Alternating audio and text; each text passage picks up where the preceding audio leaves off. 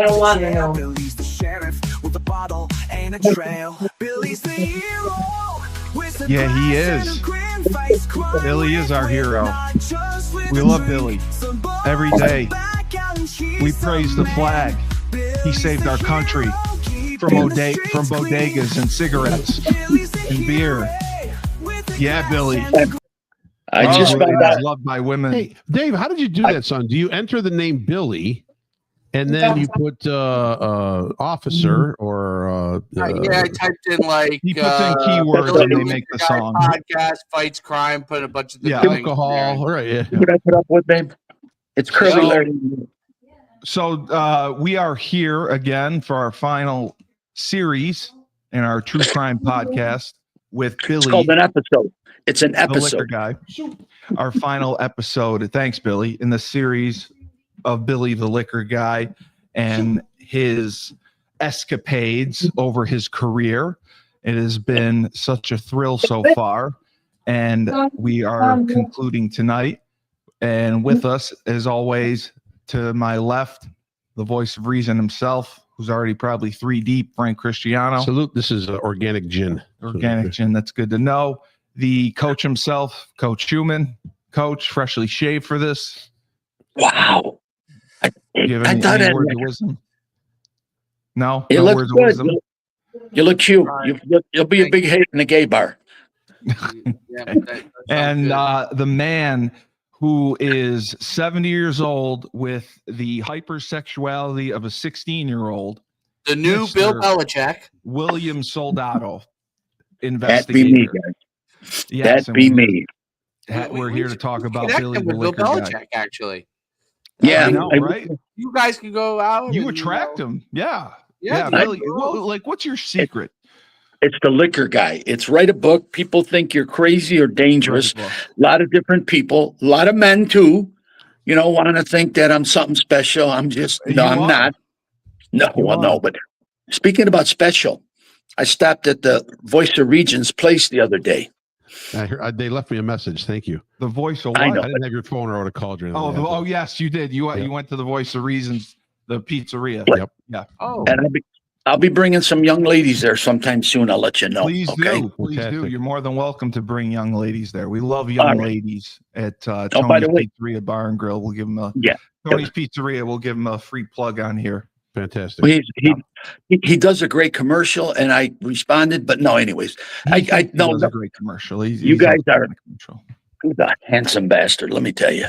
Yes. Well, that's why I showed you. We have 1.3 million subscribers on Coach Schumann's YouTube channel, and we had 132 million views last month for our content. You guys are good. Did you read my last text? If this thing goes the way it does, we're going to go on to bigger and better things for both of us. So you know what I mean? This is going nowhere but the top, baby.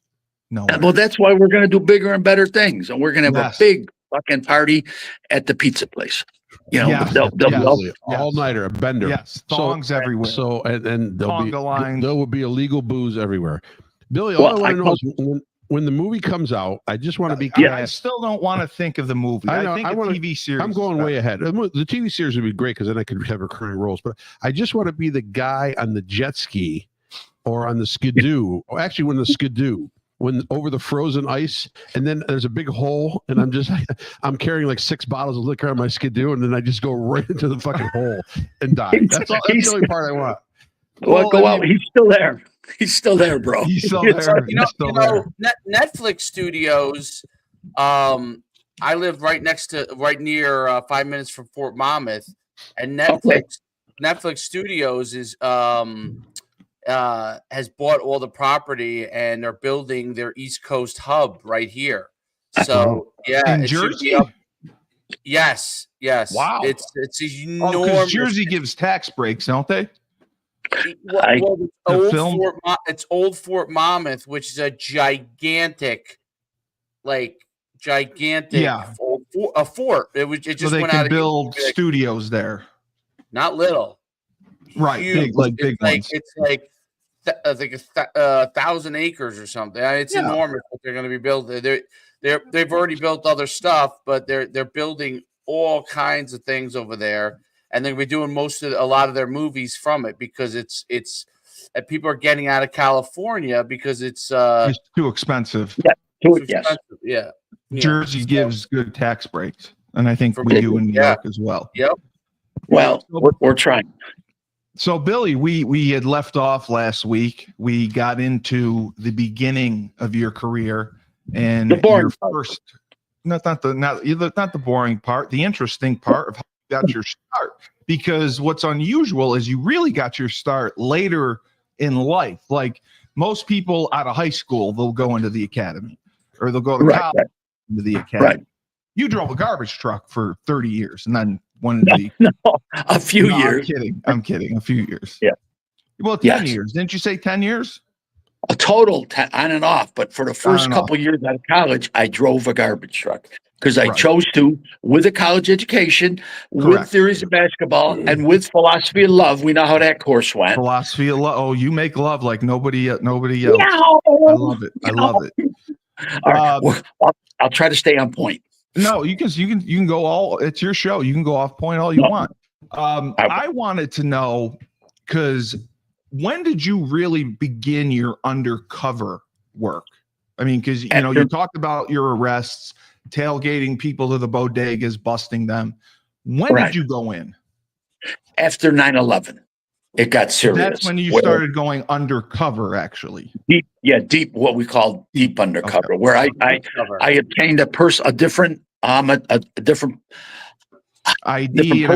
ID, Social Security numbers, driver's license, apartments, nice cars, the whole 9 yards. I lived a life that was very hard to deal with. Oh, no, not maintained, to deal with, because when they shut me down, I cried like a little bitch. Yeah, I know. I'm sure you did. So you do this. How long does it take exactly before you infiltrate your target? Because you're living the life, you got your new identity. How long does it take before you make contact with the enemy? Well, actually, I was either very good and very lucky. But basically, right after a few visits, when they thought I was a mafia guy for the different situations, different things I was able to get from any type of item they might have wanted, the bad guys, I said, not just guns and drugs, even bombs, but from Gucci stuff. And a lot of people want the Italian stuff. But to answer your question directly, within the first few visits, I was even above the bottom rung. I had my way into whatever criminal element I was working at the team, whether it was a biker gang, was it a Jamaican gang, was it a Chinese gang, because I came up with some real shit. The Chinese particularly were interested in fake stamps. Okay. I could obtain those through my contacts in the cigarette business. The Chinese wanted fake stamps? Yes. They're very big on it. Yes. They would make them, but the ones I could get were even better, because guess what? They didn't realize that they were real. Dave, did you ever imagine that people would check stamps to be fake or real?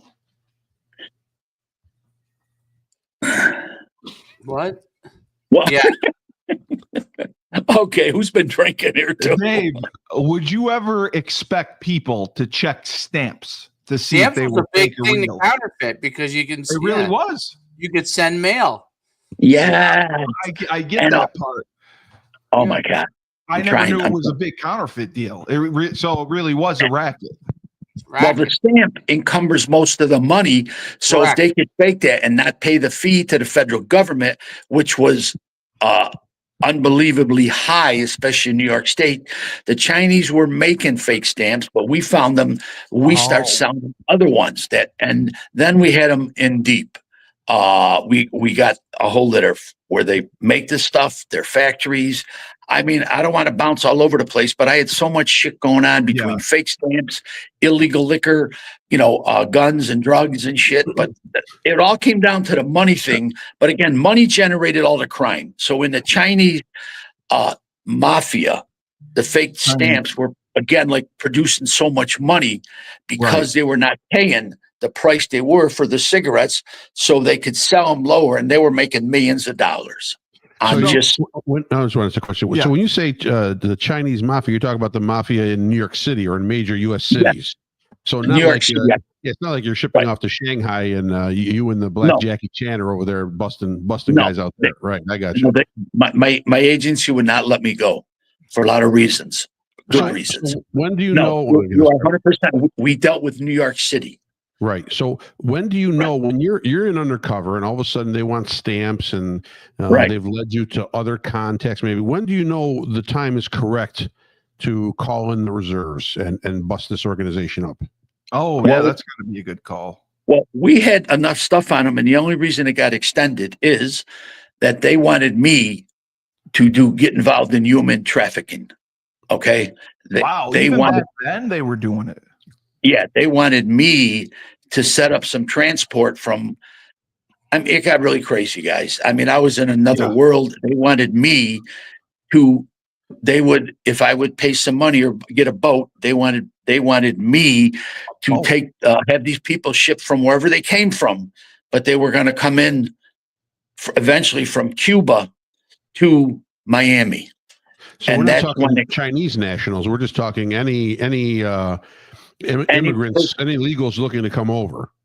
That's he about said it. trafficking. Right. But so Yeah, but mostly it was young women, actually. Yeah, that's what I was wanted. thinking. It was sex. It was, how it was all does about sex. Yes. how does it work as it's a New York organization, a New York sort of sting, Yeah. and now it expands into You're let's in say Miami, the coast of Miami or coast of Florida, and you're getting people coming in from Cuba. Okay, or because coming I in from, worked with from Mexico. I worked with the Alphabet Soup. I worked with Coast Guard. I worked with anything imaginable because once a deal was made, and again, very lucky, very good, right place, right time. I was able to, and because I don't forget, I was buying bombs, I was buying drugs, I was buying guns. So for what to the other gangs, you know, and I talked about it and it got substantiated through other contacts. They found out that I was fortunate to be the real deal. You had a reputation. You built up a Yes, reputation. I did. Yeah, and yes, I did. From that you could the get underworld. Yeah, it was all on my agency, especially with Tom Stanton. You know, he let me go anywhere I want. And I mean, when I said, you know, I was just, you know, that kid from East Utica, but where I ended up sometime was hard to believe that I'm actually involved in human trafficking. I'm buying a bomb from a white supremacist. I'm dealing drugs and guns to, you know, from Albanians to Africans to any nationality there is. Russian gang with motor fuel, Chinese gang with cigarettes, and then you add in all the other, you know, sexy stuff, guns, drugs, and you know, human trafficking. Yeah, Billy, yeah, it was. How many young 18-year-old Chinese girls did you take advantage of before you had to actually turn everything in? When we're off the program, I will tell you. But I'm not a Chinese type guy. Yeah, I don't like the Asian. No, not being prejudiced. I had the opportunity a couple times when I was in Hawaii. I'm not attracted to the Asian women. They give good massages, but I wouldn't want to go in there. Yeah, with a happy ending, Steve. Crazy. Yeah, I like the happy endings. I don't like the, you know, I'm not fucking them, you know. That's all. But so and they are not fucking you, Steve. They would if they wanted to. No. So they're like, here's your money back, Steve. Here's your money. Thanks for your contribution, Dave. It's nice you haven't fallen asleep yet. Listen, flashing her tits. I gotta get out of here.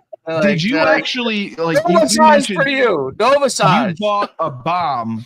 You would buy bombs from the Albanians. Like, Albanians were all about guns and drugs and everything. The bomb I bought from a white supremacist group. The white supremacists. That's right. Okay. Yes, sir. Dangerous. But crazy.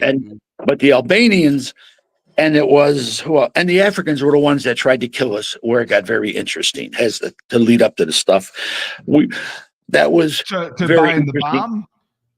bomb. No, from buying the bomb, he eventually was taken away.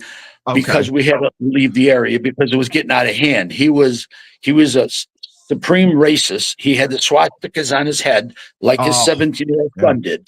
But the Albanians, not to confuse the listeners and stuff, because I get confused sometimes, that the Albanians wanted as many cigarettes, but they got tired of paying, so they wanted to rob us.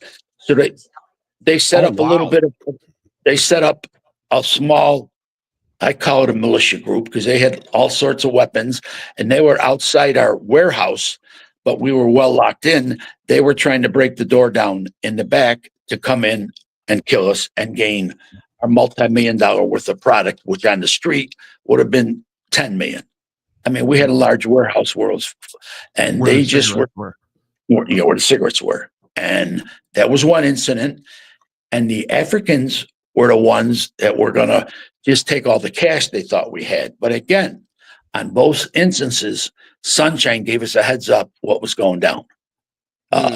You remember Sunshine, right? The madam? Yes. Yeah.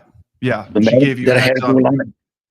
Good Yeah, CI. When you say Africans, you're saying not African Americans. No, true Africans. True Africans True from Africans, what region of Africa you think are they settled in? I'm not being an ass. They were the tallest and the darkest guys I've ever came across. So Probably they're from the Nigeria, Sudan. They're from the Kenya. Sudan. Yeah, Oh, you are okay. right. You are, damn it, you guys. I'm sorry. We I had know, a Frank's Syrian. smart. We had a Syrian contact, and who was from Syria, and but somehow, because he must reach out to some really badasses. We had 3 different informants working 3 different regions of the country. One was from Syria, the other one, well, not different. One was from Tunisia/Yemen, and another one was from Russia. So we were pretty diversified. Are they CIs? Are they confidential informants because they were busted initially on charges and now they're just trying to reveal information and flip? Or are you working them? No, he's done this before. I'm sorry. He's 100% right. He's doing it right now. He's undercover. Yep. He's a Pizzeria Sudan. Me. Yep. That's either the tie-ins are right there. You know, it's interesting, Billy. When we were talking about the human trafficking and what you were dealing with there. I just saw a thing today where Tim Tebow is.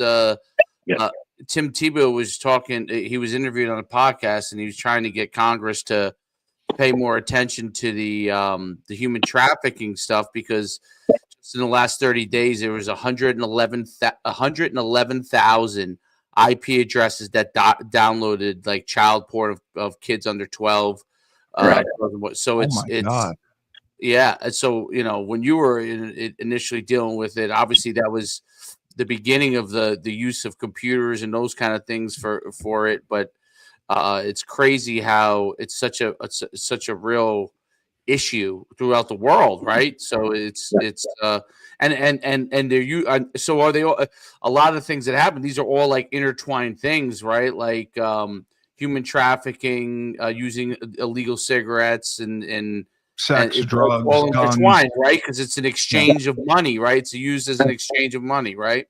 Yes, we started with the Chinese with cigarettes. Then he wanted stamps. He tried to sell us stamps. But again, someone a lot smarter than me, Tom Stan, says, well, we got better stamps than that.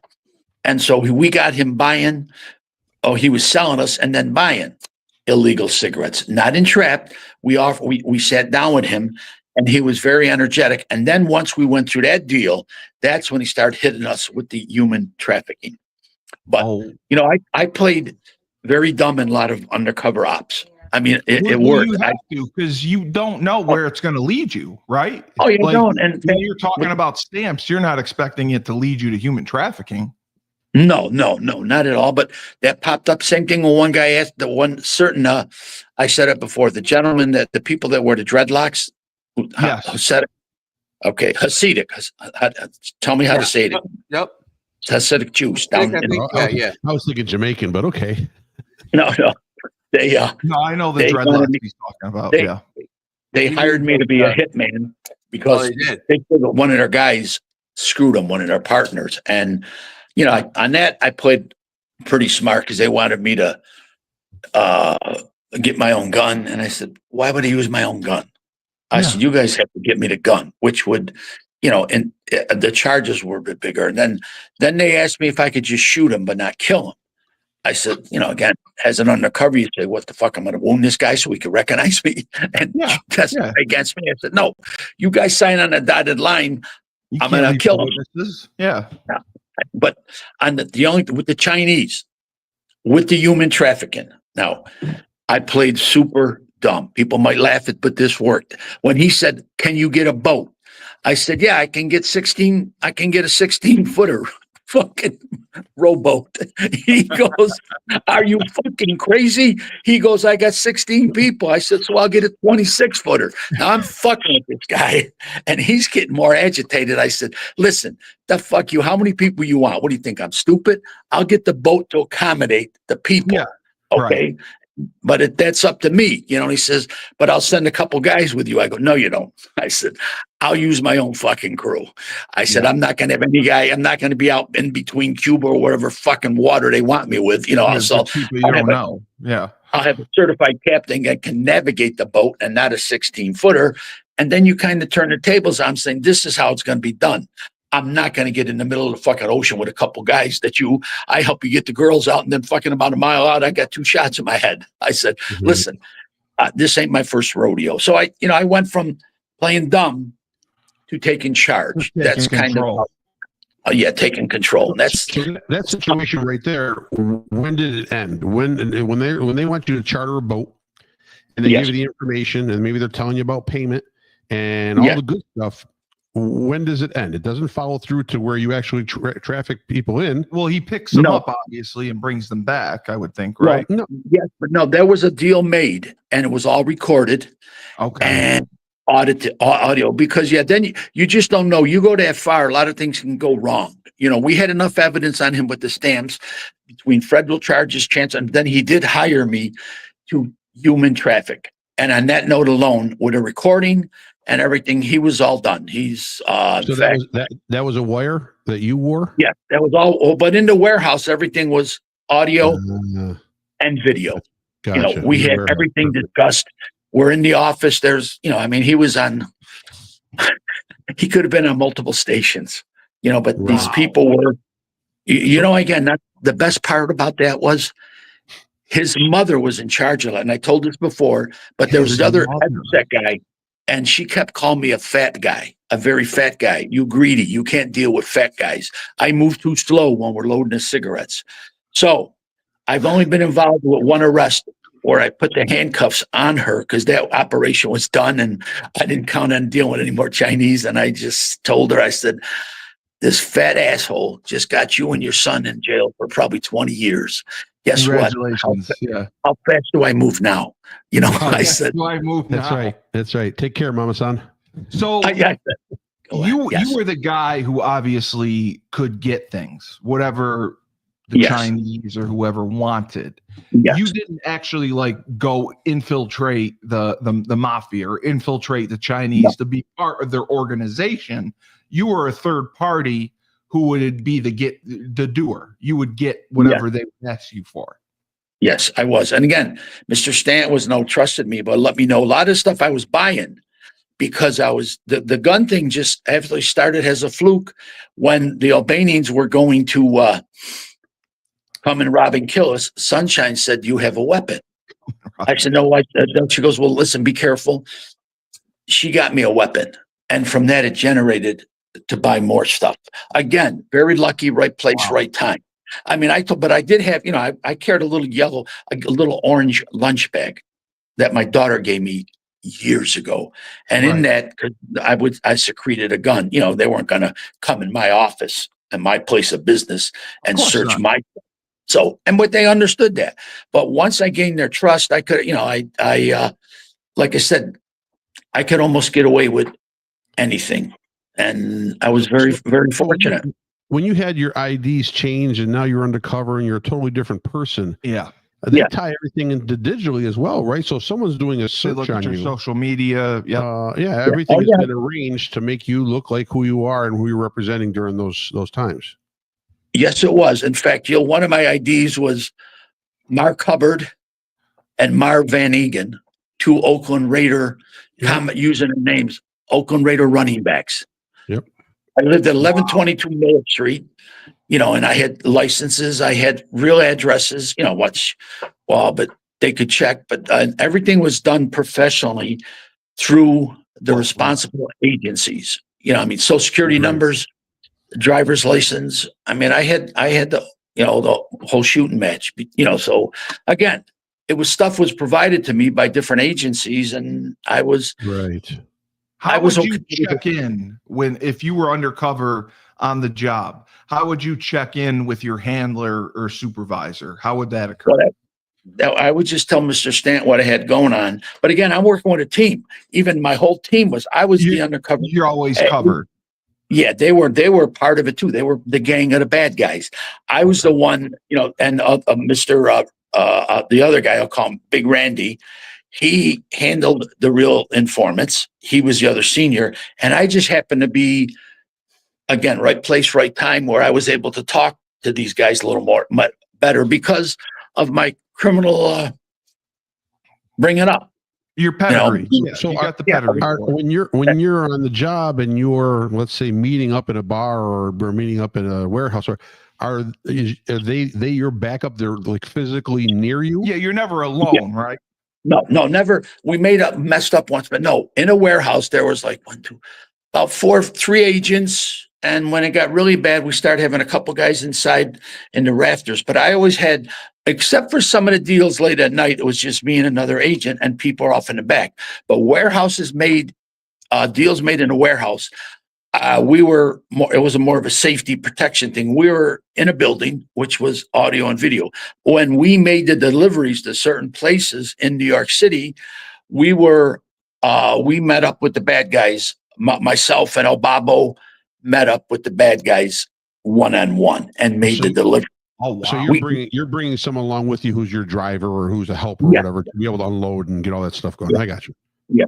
Okay. But we had monitors on us, but sometimes in New York City, that's what things could go wrong, as they did the time when they kidnapped El Babo or the other guy because they wanted a better deal. Everything went wrong. I made some bad calls, and they held on to him for a lot longer than we thought they would. But we ended up making a better deal. We had to come down in prices of cigarettes, so we negotiated it. It all worked out in the end. The bad guys got arrested. We got arrested too, after we had all those red dots pointed on us. So, but shit happens. You're like the Donald Trump of the agency. You made a better deal. Bad guys got arrested. I mean, bottom line, it's a win-win all the way around. You went down there with Bobo, and they didn't like the deal, so they kidnapped him. They held on to him, and they tried to negotiate with you for a better deal. They called. Well, eventually, I got his call with kidnappers. Right. No, he kind of downplays a lot, which he didn't feel he was kidnapped. They were just negotiating, but it didn't help when I told them to go fuck themselves and fuck that idiot. Because he got in the van. He ended up getting in the van. Which they tell you not to do. Never get in the right. But not that it was his call, but we're people we dealt with. And then some conversation was going on. They claimed. In fact, I just finally got the story because I've been seeing him a lot more lately. We finally get together. They told him someone was following them. So they asked him to jump in the van because someone's following us. And it turned out, whether it was bogus or not, it was bogus. Because then, a couple hours later, we get a phone call on his phone, but it's not Obabo, that they want a better price. So they kind of tricked them into getting into the van. That's the best way to say it. And we've been doing the standoff take. It took about 10 hours. You know what I'm saying? It took about 10 hours. But he wasn't attacked or tortured or anything. No. He if he was violated, he's the type of guy that wouldn't tell me, and he could have been because, he kind of liked that shit. No, I'm making jest of it. No, he was not. He said he wasn't abused, wasn't beaten up. It was all business, which I said at first. When the movie comes out, he'll get gang raped. Yeah. It'll just tell us the whole story. In the van for 10 hours. No, so you did this for a grand total, I think you said 12 years, correct? Yes, on and off total. Yes. Okay. How would you be able to see your family? Like, when would you get time to see your family? Tell you the truth, after a while. Not that much. No, it was for at the beginning, not much, but there was a few year period, 3 to 4 years where not much. In fact, due to the safety, I would not go home.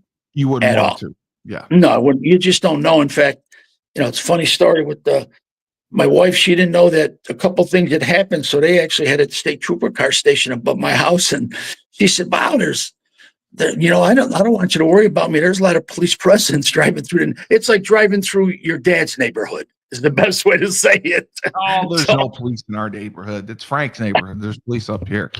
Okay, so they did keep a keen eye. Yeah, they did. And like I said, some incidents happened that warranted that. Right. But otherwise, someone's smoking. Was there anyone who got close to your family home? No. Within like 10 miles? Okay. So nothing like that ever happened. The only thing was her car was seen a couple times, but that was something else that I had to deal with because her car was parked at the shopping center. Because I always get a heads up when a vehicle of mine is run, or because we had some bad cops involved. Okay, that we did. And shock to say, I don't want to jump, but mostly there were COs in the prisons who one of them had access to run plates. They ran our plates. One came back I got a call that they said, "Hey, senior, your wife's car was just run." I said, "Well, it's at Sanger Town Shopping Center." I go, "Well, she's shopping." Senior, it's 2:00 in the morning. So anyway, crazy. That's crazy. And so when you had to get the bomb from the white supremacists, who requested the bomb? Actually, Jeff Who did. Because he said this guy, he started off with a silencer, and I will not take the credit on that. If I can remember, he found out what we were doing in a warehouse next to him in Yonkers, because he had also a warehouse where he was making furniture, allegedly. Okay. He did have some nice furniture, but he was making other stuff too. But he's also stupid enough to make the bombs in his house. He sees what we're doing, and all of a sudden he even thinks, now when he snuck into our thing because the door was shut a little, and he kind of crawled underneath the door, and he walks in, and there's all these agents with their automatic weapons sitting in lounge chairs, but not with ATF, FBI, but they're sitting like looking lowlifes like I do. And he goes, "Holy shit, you guys are the real deal." He said, because he also all these. It was. I mean, he almost got shot because we said. In fact, Jeff told him that. He goes, "Don't ever fucking do that again." You see what we got here? Because we had, warehouse with millions of dollars of cigarettes. We obviously he fell right into the thing thinking they were our guards. So, long story short, he starts saying he wanted a silencer. That's what he wanted from us. And Jeff said, "What can you do for us?" And next thing I know, I'll go along with my other senior, I'll call him the Big C. He actually negotiated a deal about what type of bomb we wanted. I was involved in the setup because it initially started with me, and I was the undercover because Randy was not. He was the the senior investigator in charge of all the other operations. Between all of us, we set it up, but I got to give buying the actual bomb was with El Babo and the Big C. And my job was to go pick up the bomb and purchase the bomb. What size bomb are we talking about how here? big are they? It's not a pressure cooker Boston Marathon bomb, or is this a Oklahoma City bomb? No, he said it had enough to destroy a truck. But also because he said, or is his words, to kill at least 3-4 niggers if they're standing by in a close area. Oh yeah, of course. It was actually, now Frank might know this more. In those big wholesale stores where they have the big containers of soup or some shit like that, big. It was in a tomato soup, Campbell's tomato soup can. The biggest one they make. Really? Yeah. So number 10 can, a big, And I didn't know, but we were unknown to what we were doing. We were a little naive. The only thing was, again, levity. Me and Randy the Big C showed up at a meeting, and they wanted us to rappel down the helicopter. Randy's my son. Rappel. Okay? They wanted us to rappel. You didn't rappel. Did you rappel? No. Okay. No, I did not rappel. No, and neither did the other. The Big C is about my size. Okay. Yeah. We were hiding. What I was doing was hiding about a half mile away, and we just let him know. And then all of a sudden, everyone just fucking swarmed down on him. And you see any articles about it, you see him being escorted. You see the shotguns taken out of his home. He had like a dozen bombs, I was told, in his home. Jesus. We were involved in the immediate arrest but everything else was done at his home where ATF. I mean, Which is they the stupidest thing to do anything yeah, at home. right. Yeah. But So- they arrested. They went to the school, arrested his wife. They Who gets arrested the his collar dad. for that? Yeah. Yeah. Who gets the credit for the who gets the arrest? collar for that, Bill? Tell you the truth, we were named, but due to our thing, we couldn't. We kept a little. To be honest with you, ATF Because was you were given. still undercover, right? Yeah, You're yeah. still undercover. That's the. So basically, you and your entire organization remained undercover as kind of middlemen for 12 years. Well, you'd want to know as far as promotions. I mean, You know, the you warehouse. want to get promotions. You want to get the accolades a little bit. How do they record that? They keep that at their own. Your own organization has files, or I got awards. Yeah, you want to watch. I won awards. No, But I mean, was it your goal to like supervise these investigations? they gave you a medal. They gave you a metal coffee cup for getting the bomb, Billy. What did they give you? What did they give you? A little plaque? Come on. They gave me a plaque and they gave me a clock. That was probably the clock that was tied to the bomb, wasn't it? It was the clock tied to the bomb. The clock was a little about the size of the bomb, but a little smaller. But there's a lot of good words on the plaque. But guys, again, not me. I wasn't. It was all exciting, but the agency did get the credit because when we had the largest takedown in New York City history of drugs and guns or cigarettes and everything, my boss and a couple other dignitaries were on the stage in the presentation. And, it made me feel good not to be, because my other partner, some of our guys went, who are not in the undercover force, but could be seen. But Tom Stanton always said, he goes, this is all because of Billy, right. And, that was, no, I mean, guys, I didn't do it for the glory. I was having a ball. Who can I bullshit, guys? You enjoyed the lifestyle of being undercover. Yes, I did. You're drinking, you're doing things you have to do, and you enjoy doing. Yeah. Yes, it was, and I was living the dream. So I don't want to make myself out to be a hero or a dumbass, but I was enjoying what. Plus, again, go back to the real truth. But 40 of my friends got killed, coworkers, when they flew planes into the World Trade Center. So I was living on that. But my Tom could not do enough for me. He even said, I can't pay you enough for what's going through. And he said, what do you want? I said, hire my son in a heartbeat. There was one issue came up with that. Yeah. My son did very well, but we had Stephen, right? Yes, I did. Yes, we had a discussion whether he actually had his degree or not, his 4-year degree.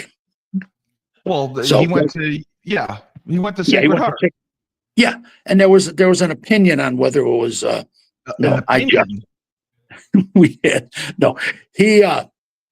he was not eligible for his NCAA eligibility for his senior year at first. What they did was they gave him credit, but that worked out eventually. There was a little misunderstanding. Yeah, there usually is, because we had similar instances where if you don't have like a major declared, they won't let you play, something like that. Right.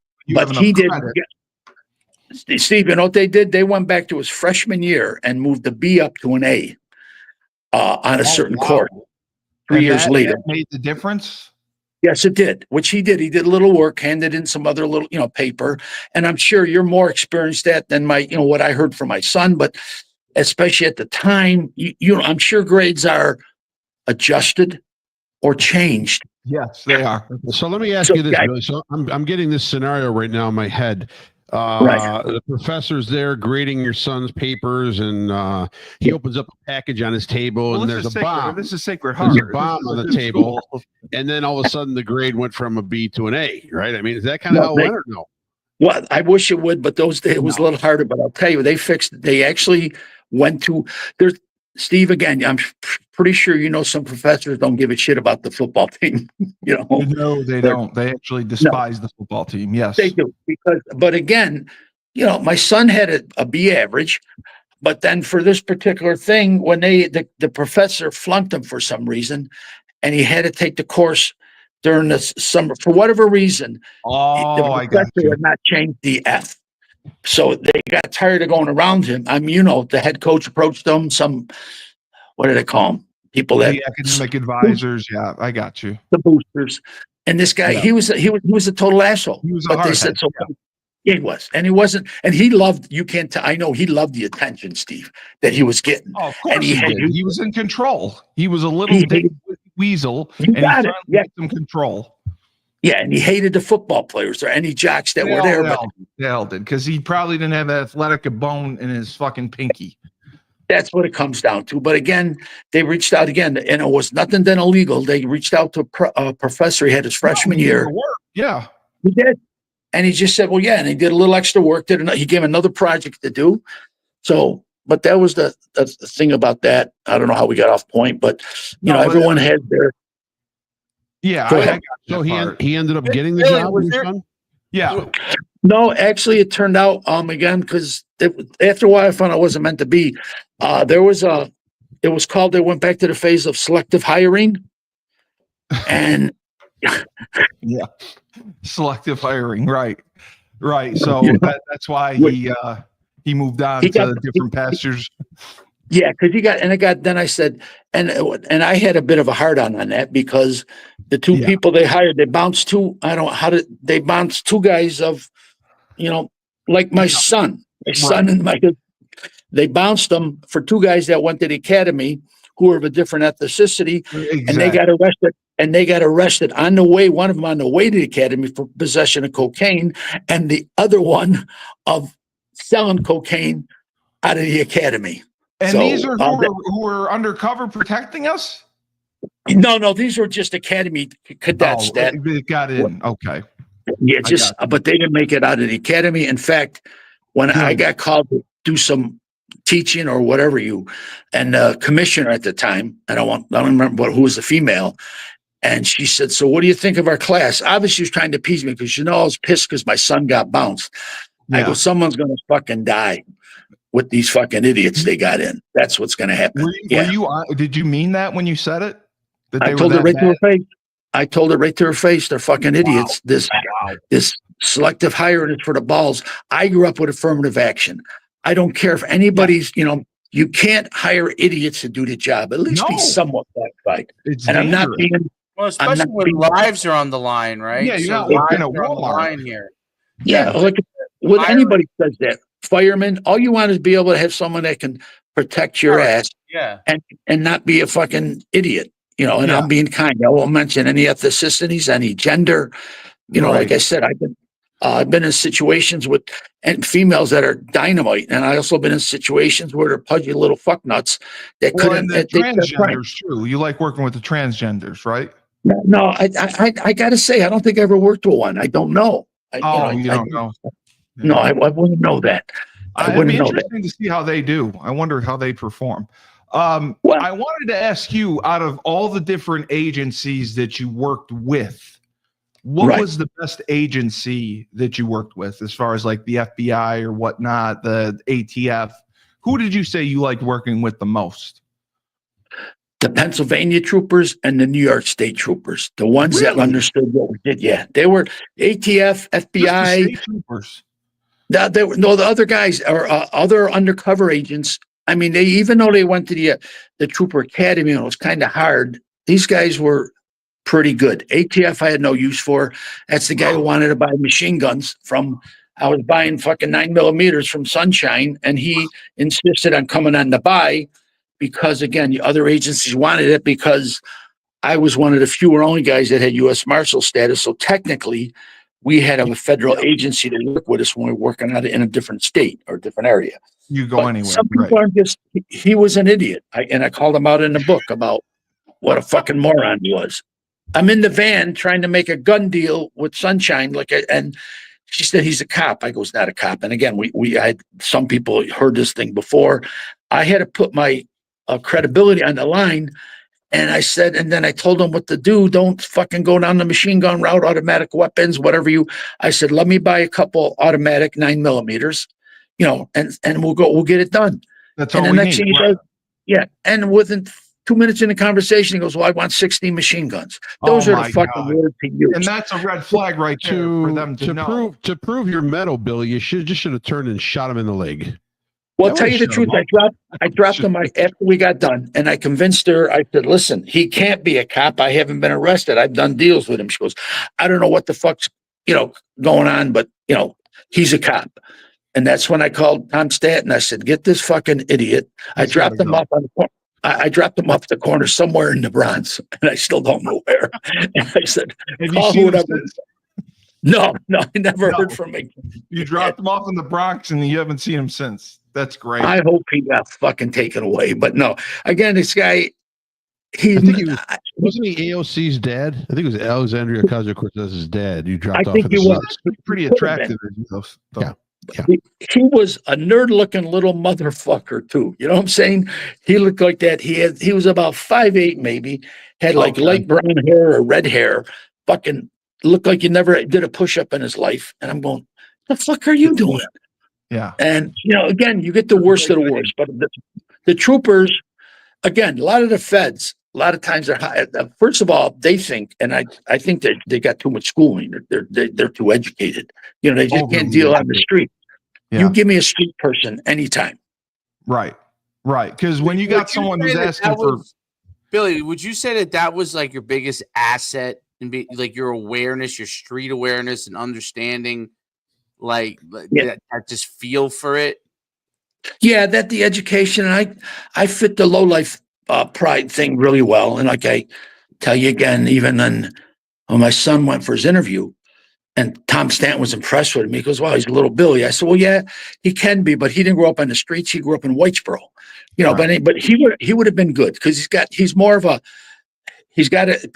a very likable person. That's what you have to be." But anyways, yes. He's on a one-on-one interview with Stanton, Mr. Tom Stanton, and Tom said, "Boy, you got to be proud." He said, "Well, yeah, my dad." He goes, "But he plays that. He's got the degenerate role down, that degenerate act down pat." And my son said, "It's no act." That's who he is. That's 100% who he is. Yeah, he is. That's freaking crazy. So can you tell us? You mentioned one of the biggest drug busts, gun busts in New York State history that you were a part of. Can you talk us through that and give us the background behind that story?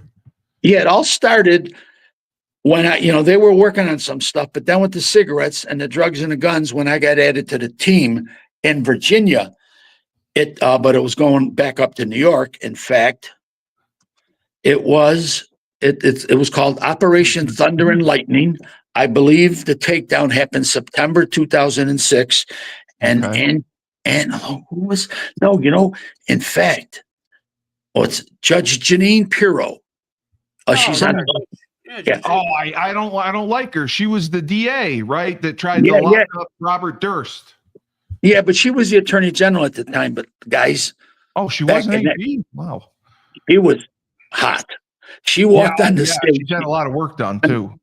But we're talking 20 years ago too. Okay, I remember. I mean, she commanded respect, dressed to the nines. And you know what I give her? You know what she did? She came through the room after she was on the pulpit or the thing or with all the cameras and stuff. She came through and shook everyone's agent's hand personally and told us what a nice job. And that was nice, But you respected her. So when I get on the Fox News show, even though I guess right now she's not there no more, she got some ambassadorship.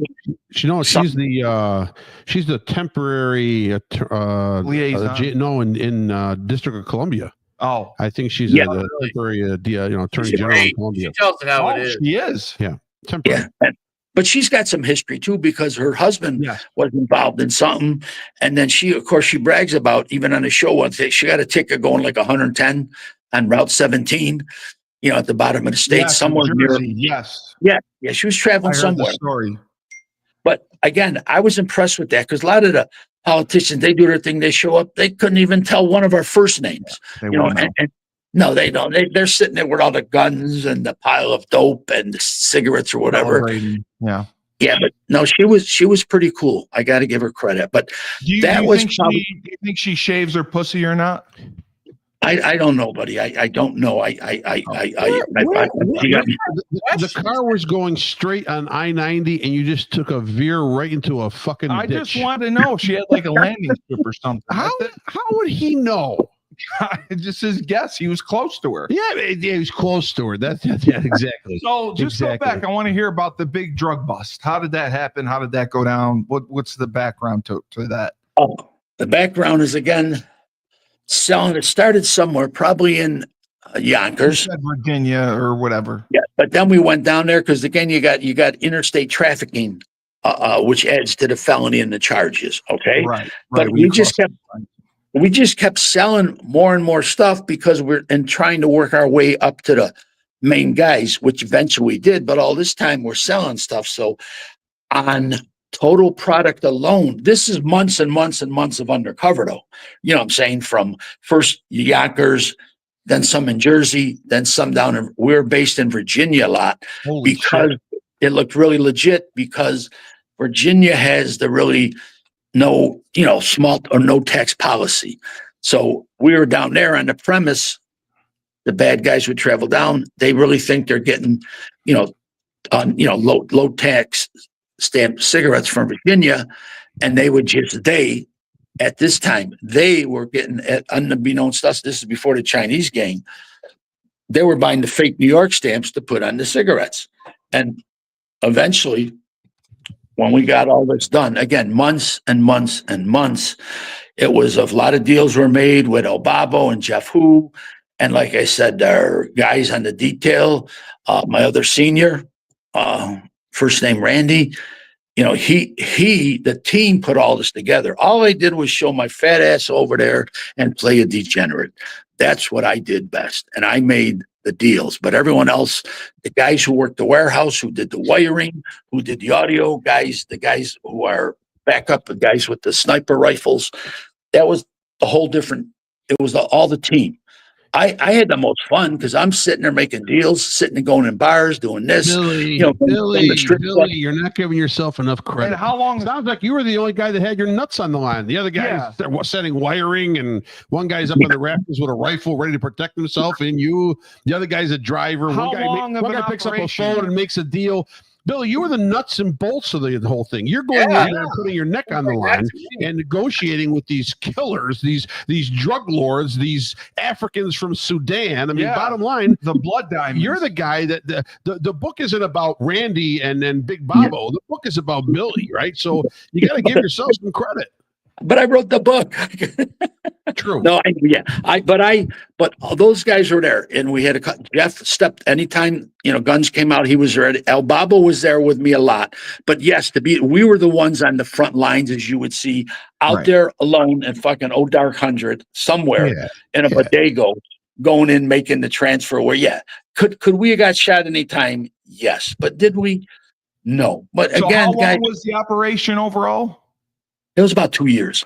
That took about 2 years. A fucking operation. Yeah. Wow. I got about 18 months because after a while, it gets after we're just selling to the same people and just even defensive things.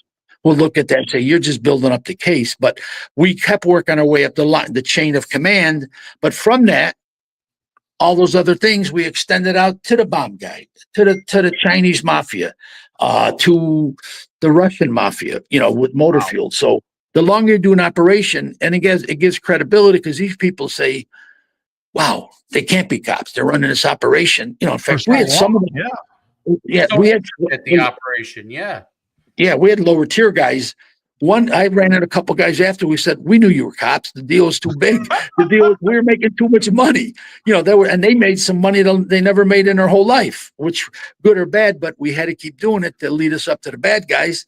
And the one guy, I know he put away $2 million. He says, hey, I get out. I got 2 years. I'm going to do 10 months.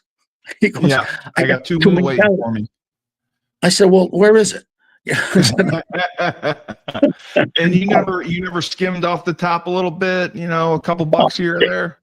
Oh, they all do. In fact, everyone's out to make a buck for themselves. But that's what I like to hear. Frank, I appreciate the kudos, but again, it was a team, and that's who I am. But every day Billy the Liquor Guy was on the street. So what did the biggest drug gun bust end up being? How much did you end up seizing in total after this 2-year investigation? An 8-ball and a 38 special. Yeah, we got 2, and we got a cap gun. No, I don't. You know what? I don't know if you look up Operation Thunder and Lightning. At the time, that was actually Cuomo. Andrew, that was Cuomo. Before he got in trouble for touching women. Yeah, but he's innocent. Right. He never. I was with him. Let me ask you this, Billy. All right. So now the career winds down. You've done your time. Your penitentiary sentence is over. You're going to retire. So now you have a retirement party. Everybody has a retirement party. They gave you a clock and they gave you a plaque. So who's invited to this party? Are there Chinese? Do the Albanians come? Do the Sudanese? No. Who's Judge Pirro with Judge Pirro with her? I wish all those vagina. Who's coming to this party? But to be honest with you, I won I got the plaque somewhere and I got the clock somewhere. I just don't know where. I get a picture of that. Yeah, I know I got it. But it was at the actual how the party was in politics. The new commissioner at the time, who definitely loved to drink. He said, listen, I don't know who you are. This is not at the end. This is like one of the little things happen, I guess, during the career. I won some award for Operation Thunder Lightning. Yeah. I don't know what it was, but they just said, show up at a party at the state office building. I showed up. There was about 100 people there, but I'm at the bar and the new commissioner comes up and he liked to drink, you could tell. And he goes, the next time you go on one of these ops, I want to go with you. I said, sure, Commissioner, no problem. But to answer your second question, I did not have a retirement party. Nothing like that. No, one day I just left off into the sunset like Shane. I wish I did, but I know.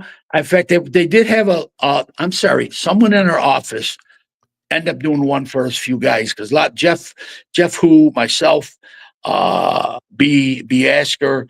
We all kind of retired about the same time. And I know one day I did not get along with my boss there because I know once I was going back into the ranks, some people are going to make my life hell because Tom Stanton had left by then. Yeah. Okay. And I just decided, he had he had a lot of people up his ass too for conducting improper investigations again, because he would not let them play. But one day I just said, fuck this, all my stuff on my desk. I just got one of those hand carts and I threw everything in it. And I'm out. And I left my weapon there and I let everyone leave the office. And I said, oh, by the way, I turned in and took my 2 weeks vacation. My boss, who didn't like me, said, you can't fucking do that. I said, I just did, because Tom Stanton had signed some stuff for me when he left, so yeah. Yeah, but we did it we have a little get together one, and I don't want to mention her name, but a female worked on our office, nice lady, so we'll keep it at that. No, I didn't, do anything with her. She was an auditor, and she had a little party for us at her home, and there was about 10 people there. You know what I'm saying? And that was it for you. That was other investigators retired and had 400 people at the party. But you didn't want that. You didn't want that recognition. So you were the scumbag. So from this retirement here, you spent a little time out and all that. And he wrote the book. Well, that's what I'm trying to get to right now. Is when and what is the inspiration for the book? Because 3 months in after retiring, I start getting a lot of flashbacks, and I finally I got really messed up mentally. You said and then after PTSD. Yeah, and I didn't know that, but I waited about, I'd walk around the neighborhood at 3 a.m, and I know I shouldn't go down the path, but because the cold air felt good, so I'd wear a pair of jockey shorts, a pair of boots, and my Buff State windbreaker. And a couple of my neighbors would see me, and they see this fucking guy walking around the neighborhood again, like Frank's neighborhood, not as but similar. And they're saying, and they go, finally, one of my buddies lived there, and he said, listen, I fucking saw you walking around 3 a.m. What are you going to do? I said, did you know you were doing it? Were you consciously doing it? Yeah, but for some reason, whatever I had, the fresh air in January made me feel good. But I tried a lot of different stuff. Finally, after months, about 10 months, it varies about not getting off the couch.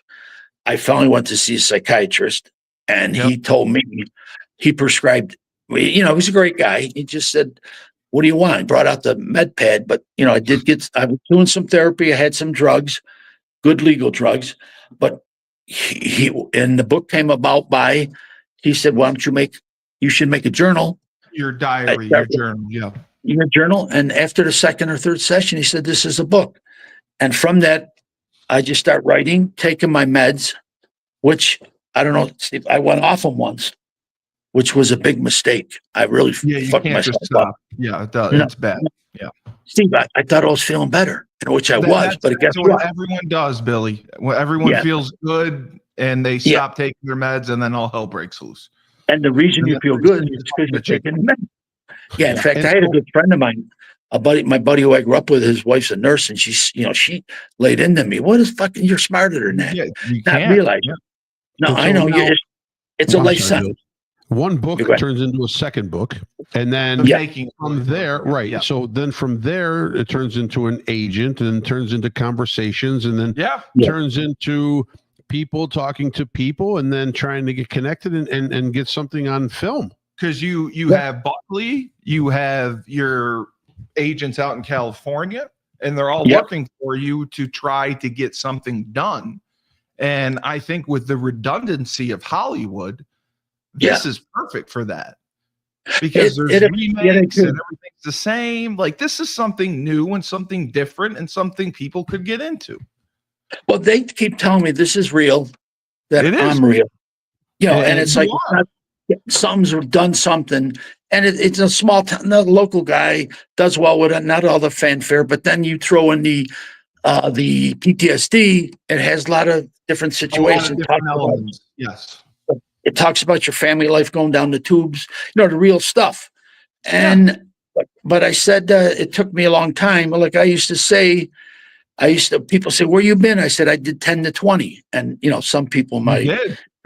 Yeah, I did. I did 10 undercover, but then I did 10 with PTSD. Or I say 10, depending on the 10 years, the 12 years I was still hanging on. But the 10 years was when I was really enjoying it. The last year, if it was that long, was just, I knew something was wrong. I mean, I was seeing dead people in the road. It's good that you got help, though. It's good that you had the wherewithal to get help. I know. And that saved your life. Yes, it did, buddy. Yes, it did. And that's why I give you credit. I give you credit for where you come from, which is my neck of the woods, to what you've accomplished throughout your life and the humility that you have and the results that actually took place during your time doing this kind of work. And now to actually be an author and have a best-selling author and then perhaps most likely getting something produced to the next level. Yeah, I mean those are things that only people dream of, and not really see. So I mean, I give you credit. It's been a good 4-part series you've been on here, just learning from the beginning on. Labor definitely paid off. Yeah, without a doubt.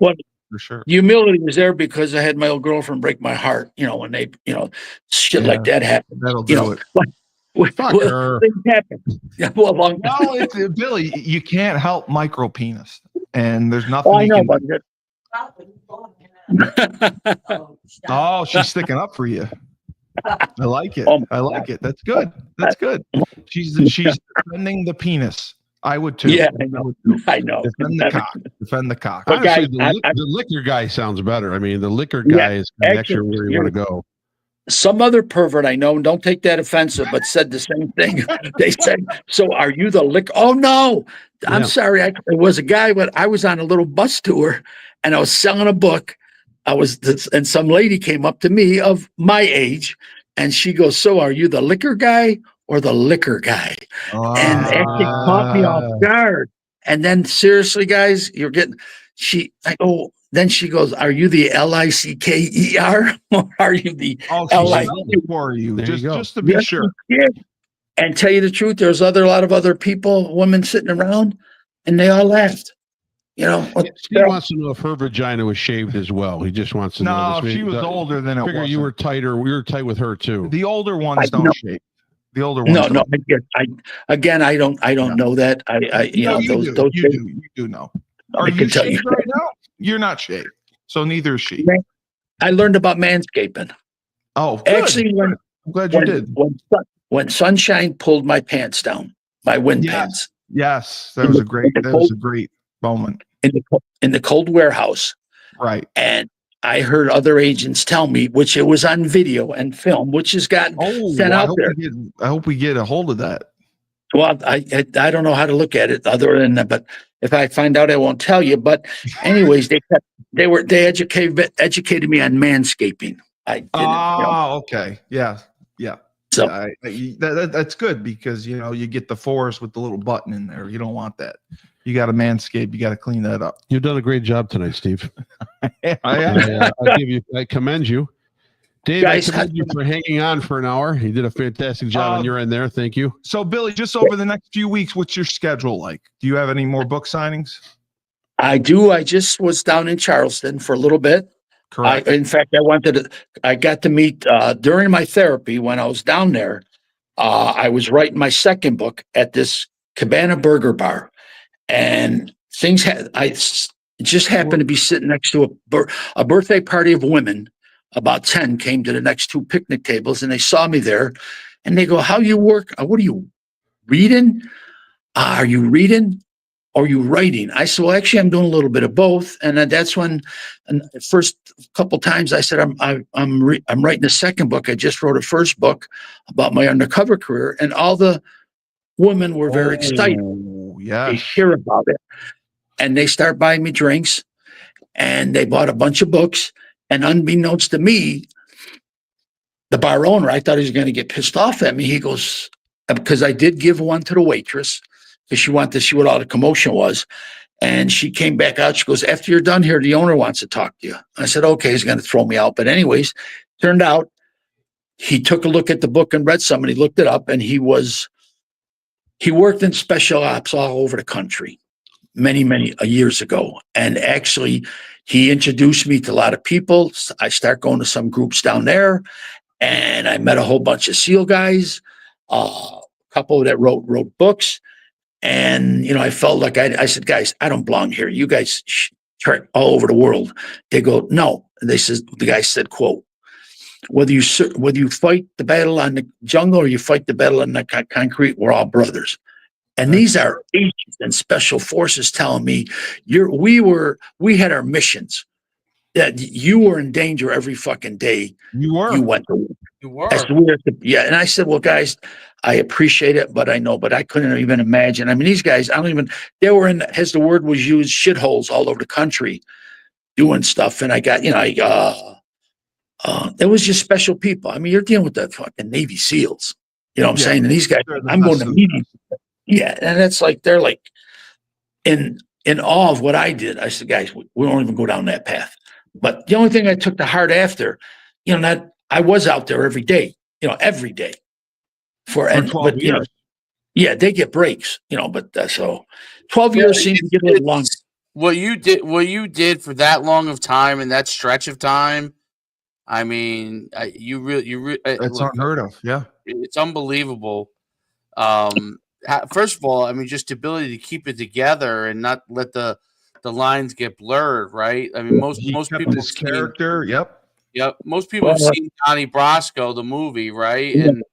And when you see that movie, that's the thing that comes across the most to me, right? Was how difficult it was of going undercover to be able to handle the blurred lines there and to be able to stay focused on the mission for such extended periods of time when you're really a part of that world, right? So, I mean, it's unbelievable. Well, it got blurred a lot, guys. Let me tell you. After a while, I became Billy the Liquor Guy. You know what I'm saying? It was like, that's who you are. That's who you are. Undercover or not undercover, you are Billy the Liquor Guy. William Soldado III. Well, actually, I got a book signing. I got something this Friday. I got a big one at the center in North Utica, local. Good. Okay. Yeah, and then I got a couple of other local ones. If anybody checks out my Facebook page, they'll see and my agent who was just here, she posts a lot of stuff. She keeps it up to date. Okay. So, but yeah. Is it? You said it's on your Facebook page? Yeah, it's Billy the Okay. Liquor Guy. And Okay. but she put stuff in under Billy the Liquor Guy, and there's like she did a big update about the movie, which I got a lot of hits about what a lot of local people, but also people I never heard of. Like, so I don't know if what Steve, I got because you probably get this. All of a sudden, I'm getting all these good-looking female fans want to meet me. What is that about? Is It's the podcast platform that we have your shows are on that has a lot of good-looking women. So I would think they would come to you from that. Steve usually has to check for cocks on these women. Yeah, I get a lot of cock and balls. Right. That look like women. I mean, balls and wieners they're everywhere. They're Just balls gorgeous. and wieners. They're gorgeous. But no, that would be it. The third appendage. We've tried to minimize your exposure for this series, so you have that, and we can sell it. But that is why. I mean, your algorithm is based on where it is shown. So my female agent, I'm sorry, does know what Plumpkin is. She explained it to me. Yes. Now you know why I asked you to get one. Yes. Okay, I understand now. It's Do you think you would want one? No, I'm not. No, I'm not. Not right now at this time. I don't see that happening to me. But I'm getting Steve. I'm sorry, Mel. How do you know these are fake or not? Because normally I go to look at how many friends they have. I walked in on one in college, so I know it's real. I witnessed the Blumpkin. No, I meant the people, the good-looking women. How do I know the people are real? Women. Oh, yeah. Well, usually you'll have mutual friends in common. That's usually how I know. Okay. If I have mutual friends, it comes up on Facebook. How do you know these Blumpkins are real, Steve? Can you break it down for us? You actually walk into the room and see it, or do they just email you and tell you that it's happening? Well, I've always wanted one. I've never had one. Right. But I witnessed one. You did. Yes. Dave, how do you do it? Can you AI? Frank, can you AI a Blumpkin? Hey, Sure. Dave, help me here. How do you I don't know what Steve's obsession with this stuff is, to be honest. Because I just think it's an amazing thing that a female would perform that for a man. I got to do a remote. I can't sit next to this guy anymore. So, I don't know how you do. I don't know either. Yeah, I don't know. I'm just the asshole. I know. Well, you're like one of the Undercovers ladies of a different ethnicity wanted to give me a rainbow shower. She wanted to pee on me. Shower. Oh, yeah. That's a golden shower. A rainbow shower is a combination. Golden shower. Rainbow might be like a rainbow's with the period and the urine. So, is that what it is? Oh, the rainbow is more degrading. What? I know all the sexual terms because I've done them. I was in Amsterdam, remember? New York? How often do you get your periods? Steve, how often do you get your periods? I don't get them, but I know that's what a rainbow Blumpkin. Yeah, I know the rainbow shower. I know the rainbow shower. Billy, if anyone offers you a rainbow shower, don't take it. Do not take a rainbow shower. I can't do this. No. Can you please, Frank? How do you do a commercial? I gave you kudos on your commercial on the thing and said what great guys you are and stuff. But I said you're great guys, but also, by the way, I got a doctor's appointment Wednesday. I'm showing up at your buffet as soon as I'm done with that fucking waiting. I'll be there Wednesday. I'm not going anywhere. I saw it, bro. I wanted to dive into it so bad. Yeah, but it's excellent. Buffet. That's all. It's just a little small, couple 2-table Italian buffet. Everybody's happy when they get out. Hopefully, who knows? I can't make everybody. You got everything you would want. You have everything I would want. So and I'm not. It looked good. I did kind of stick my finger in the meatballs, but they were pretty good. I usually take the cannolis. That's what they're there for. Yep, that's what I take the blueberry cannolis. But Billy, listen, this has been just an incredible journey. An incredible journey, hearing these stories, hearing your experiences, hearing the trials and tribulations that you went through day in and day out. That is what makes you a hero. Well, no, but you know what makes me a hero? I got to say, I can't thank you enough. You have opened my eyes to a different type of level of I thought I've met some crazy ass guys in my life, but you opened up my eyes that some grew up in New Hartford. That's the best way. They have. They have. But They have. You're They the have. best. Remember You're the that. best. But Steve, you're the best, and your dad is a You hell of can a guy. remember to tell my father that you think I'm crazy. He needs to know. Oh, I do. No. I said, but I know. blend. You're lucky to have two guys next to you that are not as crazy. I thought No, they're not as crazy. They're not. No. So we hope to get you back in town. We can't wait to see you again. And Okay. safe travels. Now, where are you currently? I am in Charleston. Okay, you're still in Charleston. Okay. Yeah. Well, I will be heading back. Have a safe trip back. Yes. Tell your agent that we will try to get her the podcast on Facebook for her, Billy the Liquor Guy, and we'll have it all put together. So, and remember in the movie, Billy, I want to be the Hasidic Jew with the dreadlocks. Okay. Okay. Yeah, Very interesting. There's about 12 pugs. I want to be Bobo. No, this guy, and I'm sorry, Dave's going to be you can be the business guy. I don't know. He can definitely be another professional. I got about 12 fucking characters Steve could play in the movie. The dead guy in the car, the dead guy on the street, the dead guy in the warehouse. I told him, and I won't give him a part, but he might want it, where I told Buckley and El Babo, because El Babo's, there's so many stories he did not show up to a detail once because of a situation with a pole dancer. That's the best way I can explain that. You know what? That happens. I mean, not when you got 8 other agencies waiting on the secondary undercover to show up. Sometimes you got to take care of you. You do you. Yeah. You do you. That's how I feel. But him and Buckley, they got the part locked up about the gay lover to the Arab terrorists. Oh, okay. All right. I guess I don't have a part then. No, you're the Arab terrorist.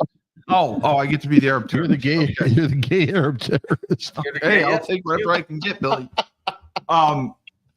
Guys, in all seriousness, you've been great. This has been a lot of laughs. We went off point a bit, but you guys are outstanding. We've never gone off point. This has been perfect. This is just what we need, Billy. Entertainment is what sells. No, it doesn't. I will be hounding my, after I'm done with this week, I got a meeting with my /producer /agents. And like I said, they were excited to have some response from I call them mid-major. I can't mention their names because of the privacy shit on the contract, but it's getting there, guys. I'm still it'll get there. Good for you. You got enough material to clearly make a 90-minute to 2-hour movie. Hands down. Okay. Thank you. So thank you again. We appreciate. So the voice of reason himself, Frank Cristiano. Yes. Yep. Great job. Great questions. Dave, we appreciate your contribution.